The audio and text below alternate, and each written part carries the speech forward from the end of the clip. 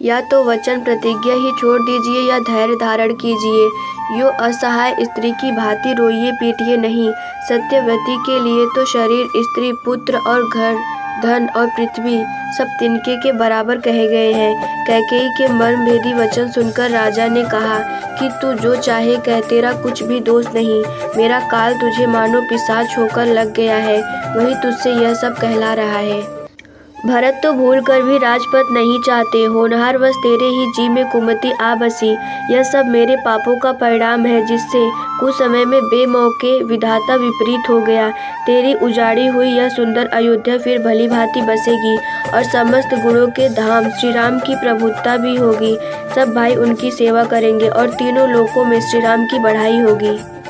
केवल तेरा कलंक और मेरा पछतावा मरने पर भी नहीं मिटेगा, यह किसी तरह नहीं जाएगा। अब तुझे जो अच्छा लगे वही कर।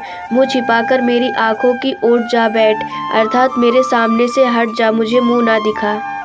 मैं हाथ जोड़कर कहता हूँ कि जब तक मैं जीता रहूँ तब तक फिर कुछ ना कहना, अर्थात मुझसे ना बोलना।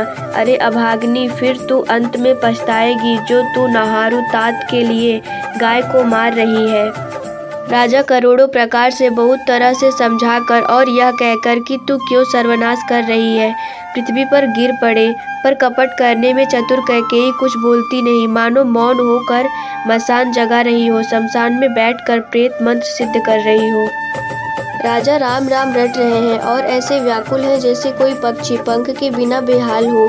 वे अपने हृदय में मनाते हैं कि सवेरा ना हो और कोई जाकर श्री रामचंद्र जी से यह बात ना कहे, हे रघुकुल के गुरु, बरेड़े मूल पुरुष, सूर्य भगवान, आप अपना उदय ना करें। अयोध्या को बेहाल देखकर आपके हृदय में बड़ी पीड़ा होगी। राजा की प्रीति और कैकेयी की निष्ठुरता दोनों को ब्रह्मा ने सीमा तक रचकर बनाया है, अर्थात राजा प्रेम की सीमा है और कैकेयी निष्ठुरता की।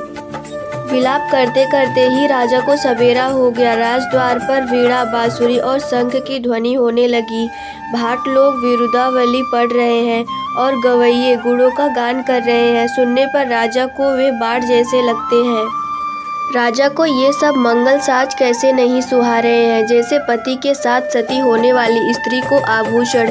श्री रामचंद्र जी के दर्शन की लालसा और उत्साह के कारण उस रात्रि में किसी को भी नींद नहीं आई। राजद्वार पर मंत्रियों और सेवकों की भीड़ लगी है। वे सब सूर्य को उदय हुआ देखकर कहते हैं कि ऐसा कौन सा विशेष कारण है कि अवधपति दशरथ जी अभी तक नहीं जागे। राजा नित्य ही रात के पिछले पहर जाग जाया करते हैं, किंतु आज हमें बड़ा आश्चर्य हो रहा है। हे सुमंत, जाओ, जाकर राजा को जगाओ, उनकी आज्ञा पाकर हम सब काम करें।